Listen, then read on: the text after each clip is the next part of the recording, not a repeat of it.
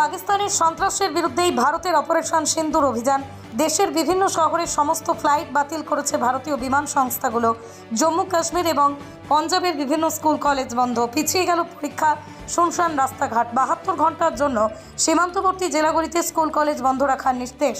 পেহেলগাঁওয়ে জঙ্গি হামলার জবাবে মঙ্গলবার গভীর রাতেই পাকিস্তানে প্রত্যাঘাত করেছে ভারত। অপারেশন সিন্দুরে পাকিস্তান ও পাক অধিকৃত কাশ্মীরের জঙ্গি ঘাঁটিগুলোকে বেছে বেছে ধ্বংস করা হয়েছে। এই ঘটনার পর জম্মু কাশ্মীরে পরিস্থিতি উদ্বেগজনক। স্কুল কলেজ বন্ধ রয়েছে, পরীক্ষা পিছিয়ে দেওয়া হয়েছে। কাশ্মীরের ডিভিশনাল কমিশনার বলছেন যে বর্তমানে পরিস্থিতি বিবেচনা করেই কোপরোয়া, গরেজ ও বারামুলা স্কুল কলেজে বন্ধ রাখা হয়েছে। পঞ্জাবের সীমান্তবর্তী জেলাতেও স্কুল কলেজ বন্ধ রাখা হয়েছে। 72 ঘন্টার জন্য বন্ধ থাকবে বলেই জানিয়েছে কর্তৃপক্ষ। যোধপুর, লেহ, শ্রীনগর, জম্মু কাশ্মীর, অমৃতসর, ভুজ, জামানগড়, চণ্ডীগড়, রাজকোট থেকে আসা যাওয়া সমস্ত ফ্লাইট তারা বাতিল করেছে।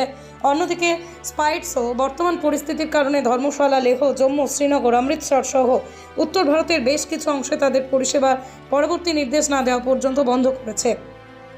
এদিকে ইন্ডিগো বিমান সংস্থাও জানিয়েছে যে আকাশসীমার পরিবর্তনের কারণে শ্রীনগর, জম্মু, অমৃতসর, লেহ, চণ্ডীগড়, ধর্মশালা থেকে আসা যাওয়ার ফ্লাইটগুলো প্রভাবিত হচ্ছে। এখন পর্যন্ত বন্ধ করে রাখা হয়েছে। পরবর্তী নির্দেশ না আসা পর্যন্ত এই ফ্লাইটগুলো চলাচল সম্পূর্ণ বন্ধ রাখা হয়েছে।